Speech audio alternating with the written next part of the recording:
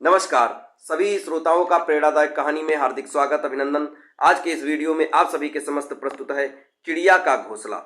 बढ़ते हैं कहानी की तरफ। सर्दियां आने को थीं और चिंकी चिड़िया का घोंसला पुराना हो चुका था। उसने सोचा चलो एक नया घोंसला बनाते हैं ताकि ठंड के दिनों में कोई दिक्कत ना हो। अगली सुबह वो उठी और पास के एक खेत से चुन चुन कर तिनके लाने लगी।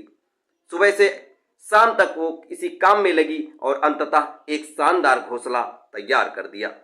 पर पुराने घोंसले से अत्यधिक लगाव होने के कारण उसने सोचा चलो आज एक आखिरी रात उसी में सो लेते हैं और कल से नए घोंसले में अपना आशियाना बनाएंगे।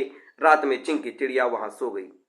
अगली सुबह उठते ही वो अपने नए घोंसले की तरफ उड़ी, पर जैसे ही वो वहां पहुंची उसकी आंखें फटी की फटी रह गईं।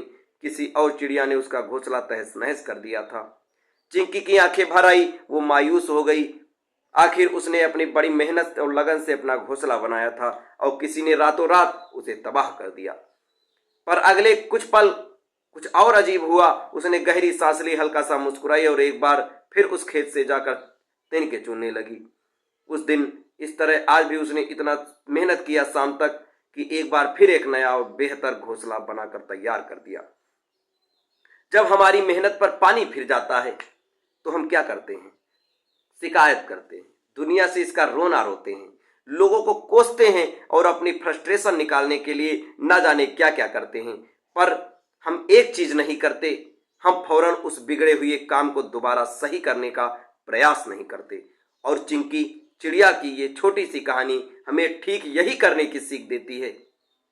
घोंसला उजड़ जाने के बाद वो चाहती तो अपनी सारी ऊर्जा और लड़ने, शिकायत करने और बदला लेने का सोचने में लगा देती, पर उसने ऐसा नहीं किया, बल्कि उसी ऊर्जा से फिर से एक नया घोंसला तैयार कर डाला। तो मित्रों, जब हमारे साथ कुछ बहुत बुरा हो तो हमें न्याय पाने का प्रयास जरूर करें, पर साथ ही ध्यान रखें कि कहीं हम अपनी सारी एनर्जी फ्रस्ट्रेशन, गुस्से और शिकायत में ही न गंवा दें।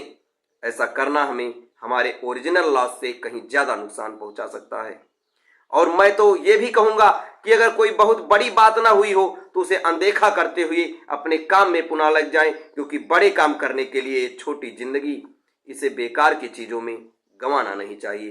दोस्तों, ये कहानी आपको कैसी लगी कमेंट बॉक्स में जरूर बताएं और ऐसी ढेर सारी कहानी के लिए हमारे चैनल के साथ जुड़े रहें। धन्यवाद।